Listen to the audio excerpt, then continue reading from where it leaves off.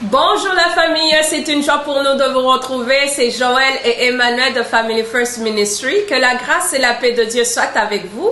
Bonne et heureuse année à chacun d'entre vous. C'était un plaisir de vous retrouver dans votre capsule Zoé, vie abondante en Christ. On va continuer sur notre thème de l'harmonie dans le mariage. On est rendu au 5e ingrédient qui est sur la transparence dans le couple, qui est un ingrédient primordial. Alors, qu'est-ce qu'on va dire là-dessus? La transparence, c'est quelque chose de primordial, comme tu l'as dit. C'est la chose qui manque le plus ou bien qui est le plus exprimée en termes de défauts dans les couples quand on reçoit des gens. Transparence veut dire quoi? Transparence vient du mot latin trans et parere. Ça veut dire la propriété de ceux qui montrent tout, de ceux qui ne camouflent rien du tout. Amen. C'est quelque chose, une qualité d'une personne dont les pensées et les sentiments sont faciles à comprendre, à deviner. C'est un peu comme toi, Joe. Tu es toujours très transparent dans ce que tu dis. Gloire à tu Dieu. ne caches rien. Amen. Et dans la culture burundaise, africaine en général, c'est pas du tout une bonne qualité. Oui. Mais écoute, aujourd'hui, c'est important d'en parler. Pourquoi? Parce que on entend des couples dire, il faut pas tout dire à son mari, il faut pas tout dire à sa femme. Moi, je pense que c'est un mensonge, vraiment, un très gros mensonge de l'ennemi qui permet en fait au couple de ne pas être en harmonie, de ne pas être ensemble, de ne pas être en accord par rapport aux différents projets, par rapport à la vision de Dieu dans leur famille en fait. Donc, il faut détruire ça. C'est pour ça qu'on prend le temps de pouvoir en parler aujourd'hui. Amen. Et on va se baser sur une parole de Dieu, au fait, pour décortiquer comment être transparent, pourquoi c'est important, même devant le Seigneur. La parole de Dieu nous dit dans Genèse 2:25, ça dit, l'homme et sa femme étaient tous deux nus, et il n'en était point honte.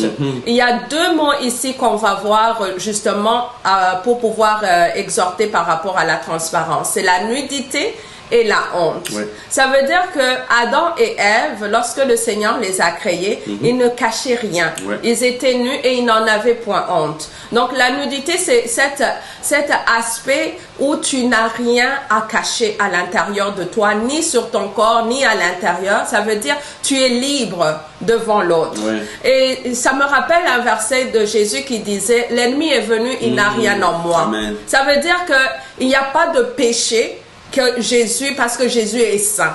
Donc, entre couples, il faut que tu aies cette sensation que même si mon mari irait fouiller quelque part, il ne trouvera rien en moi. Ça veut dire tu es libre, tu es un livre ouvert au fait. C'est ça que j'aime avec le Seigneur. C'est comme le Seigneur. Des fois, tu fais des choses, tu penses qu'il ne te voit pas. Dieu est omniprésent. Et c'est cette transparence qui rend une relation fluide, harmonieuse, parce qu'il n'y a rien de caché. Tout ce qui est caché, c'est l'ennemi peut l'utiliser. Parce que l'ennemi, tout ce qu'il veut, c'est justement qu'il y ait des doutes entre vous.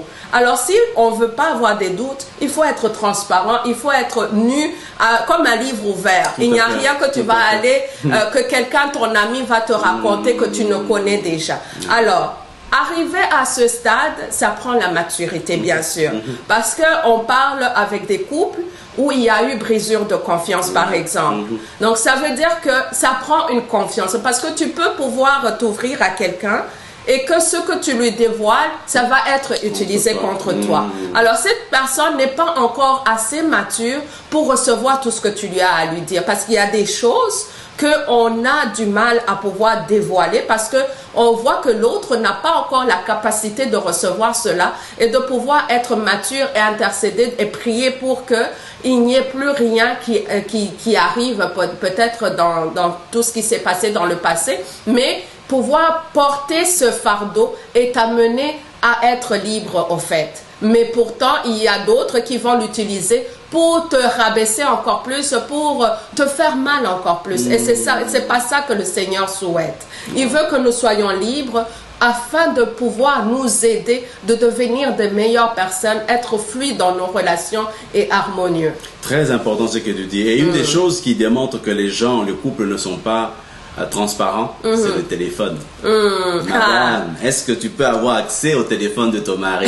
Monsieur, as-tu accès au téléphone de ta femme? Alors, ça, vous allez vérifier ça entre vous. Hein? Nous, on n'est pas dedans. Deuxième chose, c'est la honte. La honte, c'est un trouble de l'âme causé par la crainte du déshonneur. On sait que la honte vient quand on a peur de pouvoir perdre notre honneur, en fait, en réalité. Et dans le jardin d'Éden, Adam et Ève étaient tous deux nus, c'est-à-dire qu'ils se regardaient entre eux, ils étaient nus, mais devant Dieu, ils étaient nus. Quand tu te caches, quand Adam et Ève ont mis leurs feuilles pour se cacher de Dieu, ils se sont cachés aussi l'un et l'autre. Donc, c'est-à-dire quelque chose qui a brisé cette ouverture-là, cette transparence-là, qui était la honte. Ils n'avaient pas seulement honte de Dieu, mais aussi honte l'un et l'autre. Ce qui fait que, c'est quoi, en fait, ce qui se passe? C'est qu'il faut briser, en fait, la honte. Et pour briser la honte, il faut passer par la vérité. Amen. Il faut dire la vérité. Amen. La parole de Dieu nous dit ceci. Pour combattre la honte, en fait, il faut dire la vérité, comme j'ai dit. Nous rejetons les choses honteuses qui se font en secret. Mais en publiant la vérité, nous recommandons à toute conscience d'homme devant Dieu. 2 Corinthiens 4 et 2. Amen. Donc je prie afin que la vérité puisse réellement être dite dans votre couple, dans votre mariage, afin que le Seigneur et sa gloire se manifeste dans votre vie. Amen. On vous aime et Jésus vous aime encore plus. Bye. Bye.